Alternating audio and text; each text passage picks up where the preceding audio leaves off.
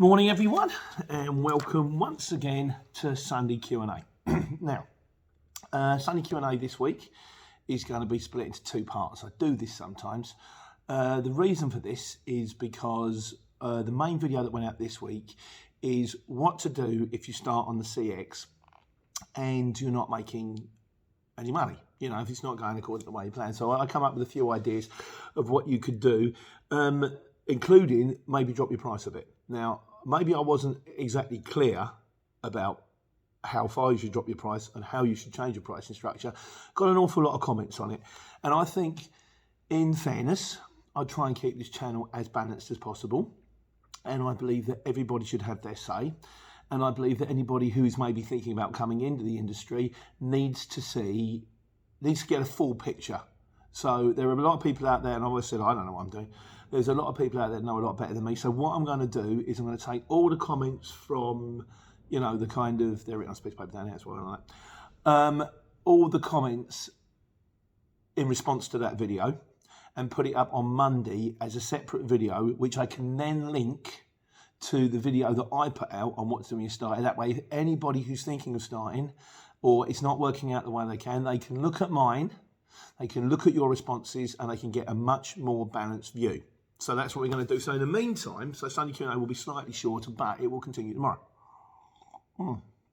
It's just made slightly longer by the fact I just had to sip my coffee. So, big news in the house this week. The kids on the telly. Molly Coath, my daughter, my little girl, is one of the contestants on Interior Design Masters with Alan Carr. And she's through the first week, which is good news. Just like to say thank you very much for those who watched. Those are Lee Barnes, very proud dad. Yeah, she's done so well. And she's done it all on her own. She's got a website. I'll do you a link. She's got product ranges, kind of candles and cushions and T-shirts. And of course, she's designing people's houses. And she's kind of done the whole thing all on her own, like, you know, and of course getting on the show was a big coup. So yeah, we just hope she goes. I hope it gets her to where she wants. She wants to be a freelance interior designer. I just hope it gets her to, like, you know, just enough regular work that she can do it, and that's where we're hoping to go. Mark Powell says, awesome. That's really something. Proud moments for a parent are the best. Yeah, you're right, mate. They're great. Watching on the telly's bizarre as well, because you sit there watching it, and you kind of think you should be a bit like, that's one on the telly. Maybe it's because I'm used to seeing myself on videos. I kind of watching, oh yeah, okay, there's Molly with Alan Carr. Oh yeah, there's designing a sunflat. And just really weird. But anyway, she's through, that's the cool thing. David Winter, hello mate. Are we getting any more Hello Tokyo? He started some podcasts. I don't know what's happening with that.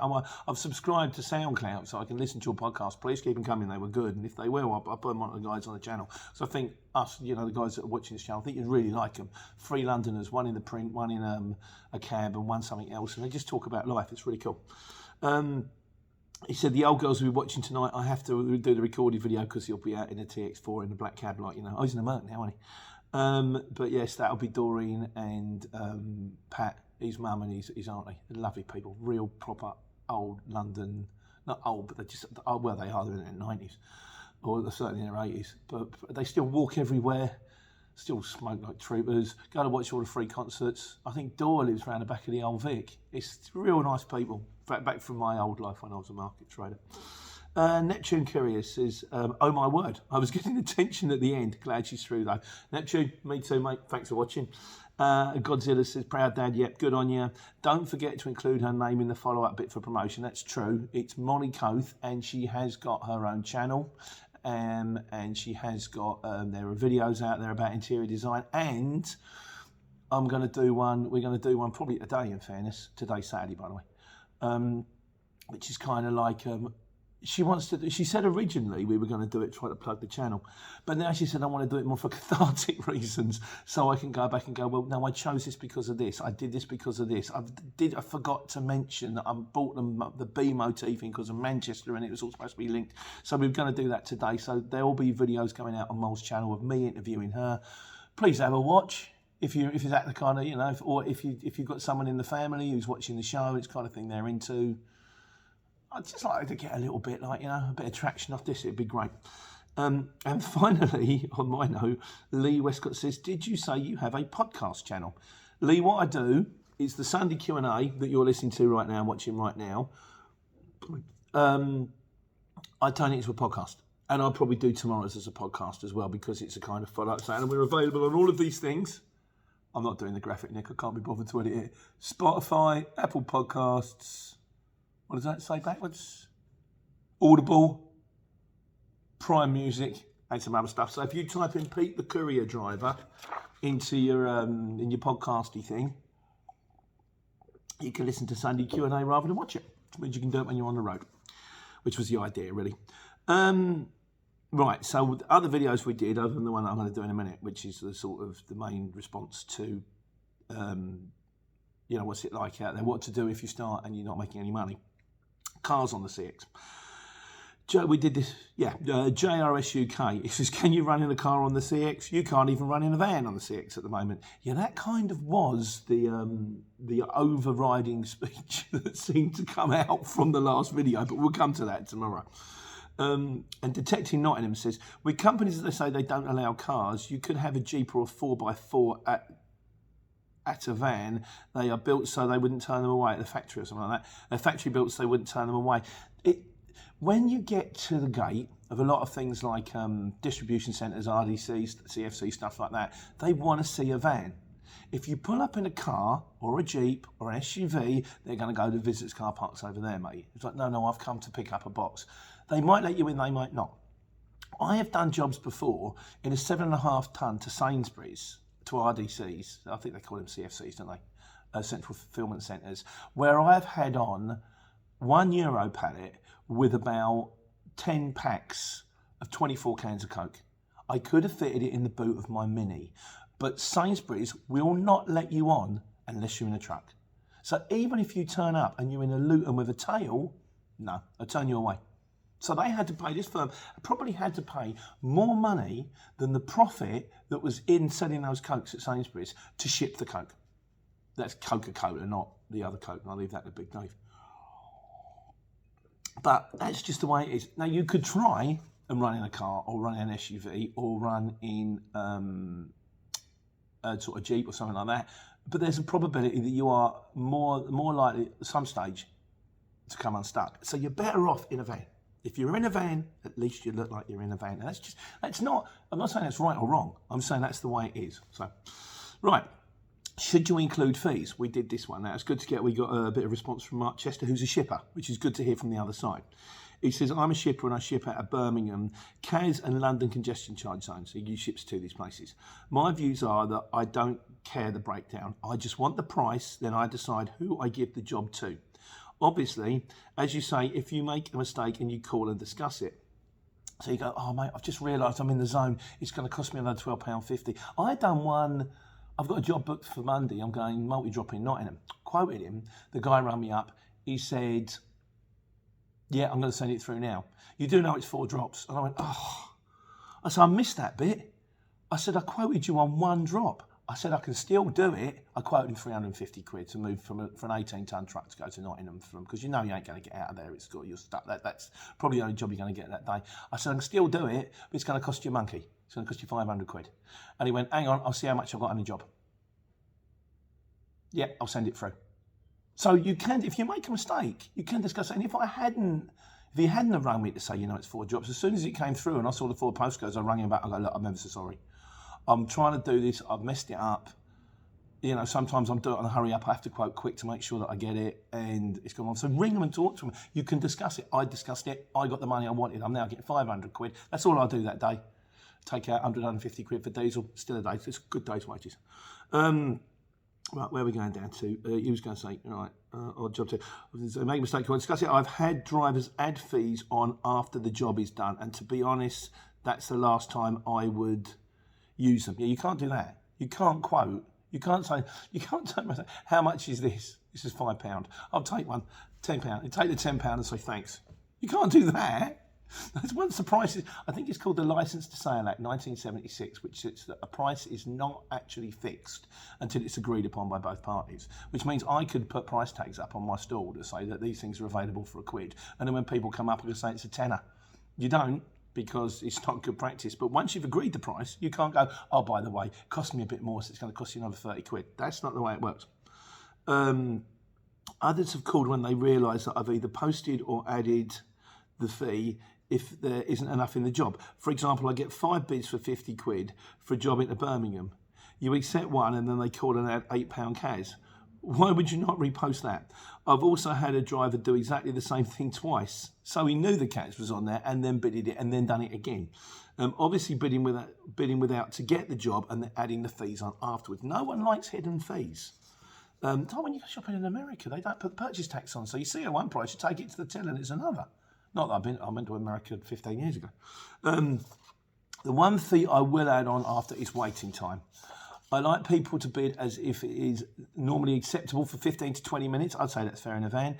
And then anything more, call me and add it on. After that, I can pass the cost on to my client so everyone is happy. I think the number one rule of the CX is both sides to communicate. I said it's all the way along. These people are human beings. Shippers are human beings. Van drivers, customers are human beings. Talk to each other. You can go, look, we've had a nightmare. The guy's broken down. We've had to do this. Talk to each other. I had another job. Which overran. I was on 14 hours on Thursday. There's going to be a video coming out on it, by the way. I was going to do it that day, but I've had to knit it together because there was an epilogue. But you've got to talk to each other.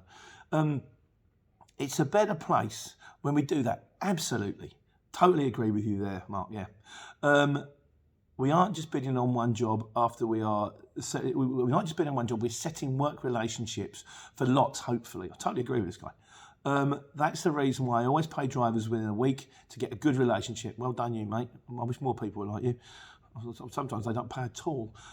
We are up for making money, so let's work together and just do that. Sorry, I couldn't help myself. You absolutely no need to apologise there, Mark. I think that's a fantastic piece of information from a shipper, which is always handy because a lot of us are just drivers. Please stay in touch because you obviously know what you're doing, and that's a really good comment. Thanks very much. Van on the Run says, like you, my quotes are all inclusive of zone charges and tolls, etc.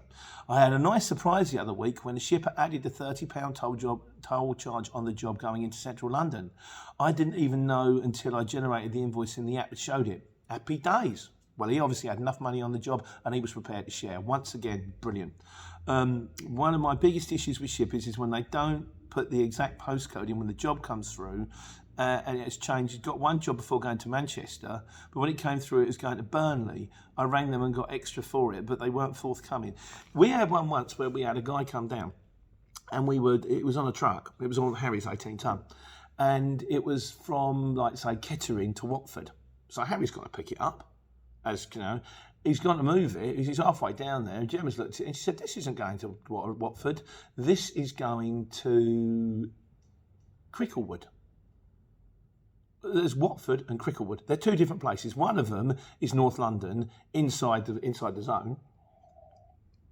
Watford's outside the zone. It costs us £780 to go in because we get done on a camera. So we rang the guy up and went, "You told us we've got to deliver it one place, we've got to deliver it another." And the guy said, "Oh, well, they're not far apart." No, mate, no. That's a bit like saying Portsmouth is not far from the Isle of Wight. Big difference. In the end, we had to get it off. We had to ship it to Dunstable, put it on another truck from one of my mates, Giuseppe, and he took it in for us. But I won't be using that guy again. I don't imagine it'll last very long if he can't tell the difference between Watford and London. Right.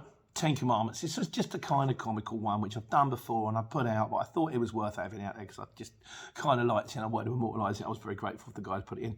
A few other commandments. Dave Winter, Dave the taxi driver, said, number one, never pass the opportunity to go to the toilet. Yeah, that's the joys of old age, mate. Number two is no flasks. You're totally wrong with that one. Flasks are all wonderful things. I love my flasks. I'd be lost without them. I actually make the effort to get up earlier. And flask. And Jeremy Hawke says, this come under 10 Commandments or something. I don't know why it's come under 10 Commandments, because I talked about the Uncle Alberts. He said, "Pete, you got it wrong. Some people are making good profit in small vans." He basically says you can make more profit in a small van than running a Luton on the CX. Now, I would agree with you. I think things have changed. I think the pricing structure has changed. Although I'm out of vans now, so you've got to bear in mind these comments that I make, and I always say all along that everything on this channel is wrong, or at least hugely inaccurate, so you've got to take it all with a pinch of salt. But then I know that you also say later on that there's no money on the CX at the moment. But he said I can take £1,000 small van and make more profit than running on a Luton. But I assume you're saying that there's still not enough profit in it. Otherwise, you're kind of contradicting yourself there. But I did take into account what you did say.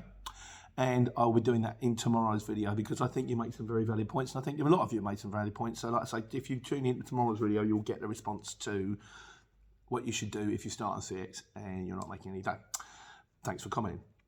The wise guys, Dale Steele says, right, can I help you with this one, Dale? I'm actually putting myself as one of the wise guys. He says, I've got London fees on autopay. Bit confused though, as I was in London on Thursday and no charge yet. I think what you'll find, Dale, there was a huge fire in Whitechapel on Monday, and they had to close off some of the zone. So basically, they were detouring you into the zone, and so they turned the cameras off. So you might have gone into the bit where you were expected to go in as a detour, and as a result of which you won't have to pay for that day. So if you've got extra on the job, well done you. I know it happened to us. We had a nightmare, and I nicked the urban truck out of me on this one. We got diverted off the M25, and it pushed Gordon inside the zone. And like I say, if we go into the zone in one of our trucks, although 2 of them I've now found, thanks to Nick, although I haven't been in since, can actually go in like on a normal. But if the 2 of the CF and the Merc, if they go into London, they've not got DVS, they've not applied for the zone, it's £780. I was expecting this horrible bill come through that we're going to have to fight. Never happened. So I assume that what happens is if there's a diversion or if there's a fire, they turn the cameras off. And I assume the reason for this is because otherwise, they're just going to get inundated with a load of people appealing, going, "What, you sent me in there, what?" And they can't be done with a grief. So they just, okay, for the sake of like 12 quid, we just turn the cameras off for a day, we'll restart later. And I guess that's what happens. But I think, though, you might have got away with that, because I think it probably was Whitechapel. Right, trucks. McNeil 93. Yes, Neil. Sorry, McNeil. Sorry, mate. He said, cheers, Pete. He was doing his class 1. He said, I managed to pass the reversing test, trailer drop and recouple. My on the road drive was going well until it wasn't. Long story short, near the end of the test, somebody undertook me and cut me up on a roundabout. Why do they do that? When I was on test, the examiner tells you, he says, stop here. So you stop. You stop in the middle of the road. I was on a hill, stopped in the middle of the road. And when I'm sitting there, people behind tooting me. Can you not see the bit that says learner driver? I was on test. But I think what they do in this particular instance is they wait to see if you get phased. I don't get phased at all. I don't care. I'll sit here all day. I've been told to sit here. I only went, when it's safe to move off, move off. You do the check, click, boom, and away you go. Not click, should have been on there already. And away you go. I'm sorry to hear that, my friend. So he said, undertook me on a roundabout. I had to do an emergency stop. Examiner class is a dangerous fault and I failed. Better luck next time. Mate, just keep going. Journey of a million miles. Just keep going. You'll get there in the end, I'm sure. And in the meantime, thanks. Ken McKenzie says, hi Pete. Now, Ken, I spoke to Ken before. He was when I did that one a little while ago about MI5 couriers where we couldn't find the courier place. It was the most crazy. It was like they just deliberately hidden it. I think I'd have more chance of finding the back cave. And he says, I thought I'd better ask you this on the vlog. He says, I'm still in a military base in Africa at the moment and still following both you and McNeil and Neptune Couriers, who also comments. Thanks. To keep up to date on how things are on the CX. Well, you might want to watch tomorrow's video because there's going to be a load of people commenting on that. So you might want to listen to what they've got to say. I was MI5 Couriers, which I think is still a good name. If you remember, I was operating a long wheelbase Sprinter. I've been looking at some of the mini Arctic tractor units with a 5th wheel fitted. Have you any experience in that work? These guys operate the vehicles and they carry out. If there are any on the CX, I still don't have a clue as to what would be the best to buy. A 3.5 tonne Luton Curtain side, or go for the full 7.5 tonne route, or at the other end of the scale, a small van. But I can't see myself being bothered with the palaver of operating a 7.5 tonner. Keep on taking money and stay safe. What I would say, Ken, is I would start, listening to what your man says. Where is he? Can't remember where he is now. Jeremy Hall. I think Jeremy's probably got it right. I think maybe get yourself the cheapest small van you possibly can. Get yourself the cheapest CX membership you can. Give it a bash and see how it goes. I would say, particularly as there seems to be an awful lot of uncertainty in the industry at the moment from what you commented on, which is kind of like fuel prices being high. jobs not particularly coming up to match with the fuel prices, I would say minimise your risk. And it might not even be for you. I would say minimise your risk. But at the end of the day, I don't tell anybody what to do. You do what you want to do. And I would say listen to tomorrow's comments and try and glean what you can from that, because I know nothing. I know nothing. All I do is tell you what has happened to me and pass on the comments on. And I try and tell you what my opinion is. But you've got to bear in mind, at the end of the day, purely it's my opinion, So whatever you decide to do, mate, good luck. And you know where I am if you need me. Steve Campbell. Oh, yeah, here we go. Yeah, of course it's Steve Campbell, isn't it? And Godzilla's is joining in now. Yeah, thanks, guys. He said, because I've lost my bed in the van, he kind of says, get a caravan on the back. That'd be good, wouldn't it, really? I'd look like a part of a circus or something like that. What we've got all the trapeze acts in the back of the truck, and then half the tent, and then there's the bit where I sleep in. I've got a drawer, you can get drawbars. It probably wouldn't do you any favours when you got back onto a bay with a tail lift and suddenly there's a caravan in the way. Godzilla said, lift the curtain and attach the sides, you get a 30-foot awning. No one's going to nick your diesel if you're snuggled up against the tank nightly. I slept in the back of my van once when I had a Luton. It was absolutely freezing. I was in Wales on an estuary. I finished after dropping to Sainsbury's. We're doing the screens, weren't we? And I was dropping to one of them sort of, I think it was a Sainsbury's at like 1 o'clock in the morning. Tried to sleep in the back in a hammock. After about an hour and a half, just gave up and went in the front. It was absolutely ice cold. You can't do it. James Canning says, PMI, preventative maintenance inspection. James, I'll try and remember that, but chances are I'll just go, it's the squibbly wobbly check thing. But thanks for that, put me straight anyway. And Dale Steele says, he said, because we do about the size vans and stuff like that. If it's an Iveco daily, they carry more weight than the DAF. So I still don't know if it's one of those 5-ton vehicles. He said, I imagine the Iveco will be better on miles per gallon, although Pete is correct, a proper truck is much nicer to drive. Thanks for the heads up there, Dale. And Imanolo, I'm sorry, mate, Mupontas, I probably got the name wrong, but I'm sorry, I've done my best there.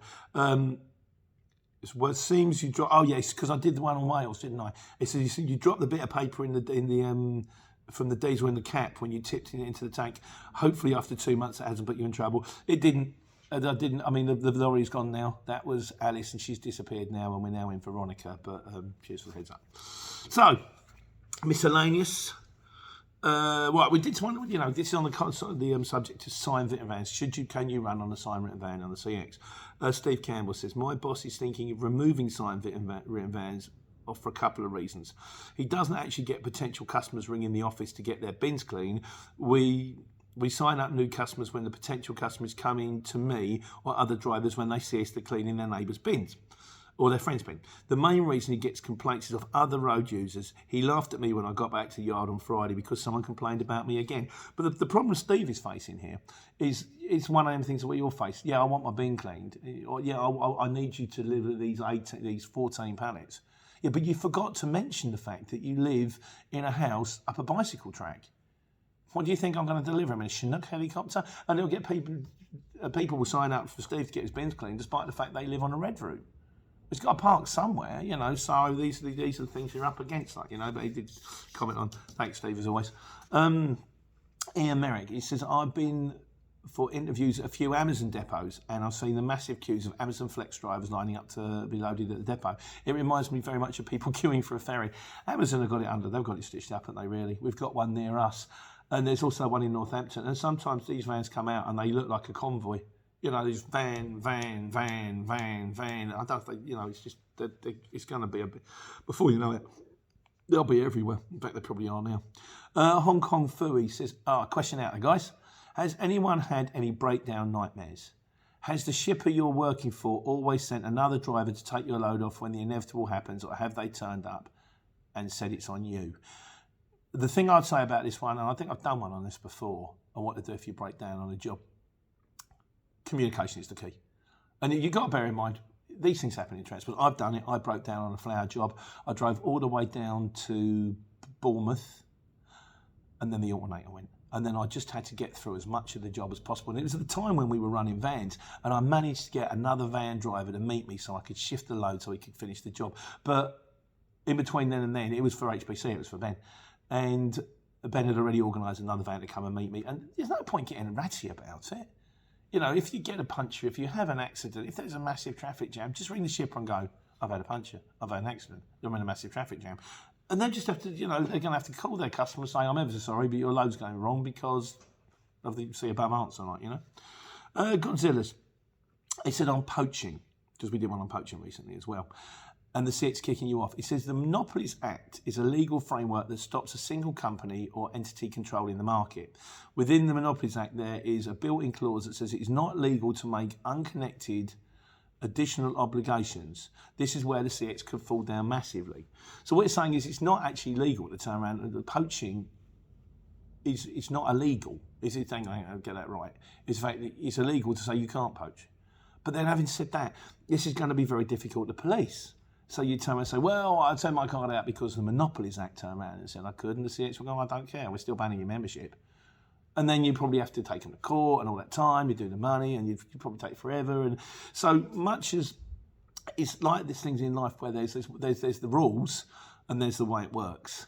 And the rules might turn around and say you can, but there's also the unwritten rules that say, yeah, okay, we know you can, but actually you can't.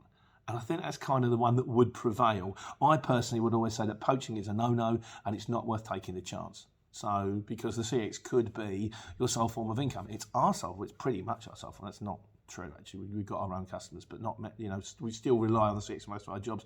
But as a lot of you have said, not a wise trick, but we'll come to that tomorrow. Howard Cope says, hi Pete, got a long wheelbase van. I want to start my own courier business. I've got about 12k in redundancy money and savings. Is that enough to start up? Thanks.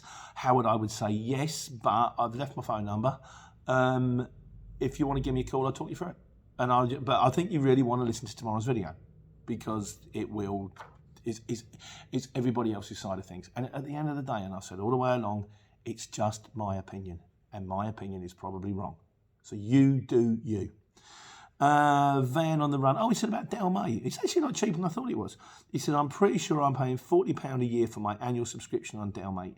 So cheap enough that even though I don't use it that often, it's cheap, I don't use it often. I find it very good at finding residential addresses, but not so good at commercial and industrial addresses. It's sent me through a few wrong times now. He said, thanks for the mention. I always mention your channel, but let's face it, I found your channel. Mate, the Van on the Run has got his own channel. I'll do you a link. He's out there doing the thing. He's also said that maybe I should do some more. He's more life on the road, some more life on the road things. Mate, I probably will. But at the moment, we've got all the stuff going on with the kid, and and I've also got the videos on the circuit channel. If you want to check that out, there's a lot more videos that's to do with the multi-drop driving, but they kind of sponsor me. That's kind of where the majority of the income for my channel comes from now, is a sponsorship from the circuit channel. I don't get anything off the CX. You don't have to believe me. I don't care.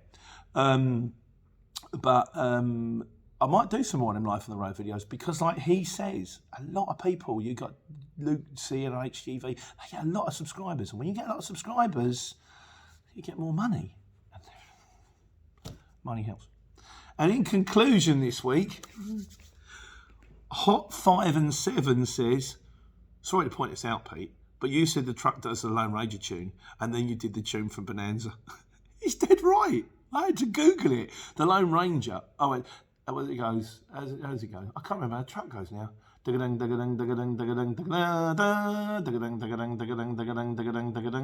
it does. And I am going to record it and send it in a Lauren Laverne 6 Music on House Music. But I said the Lone Ranger and the Lone Ranger is. It gets confusing.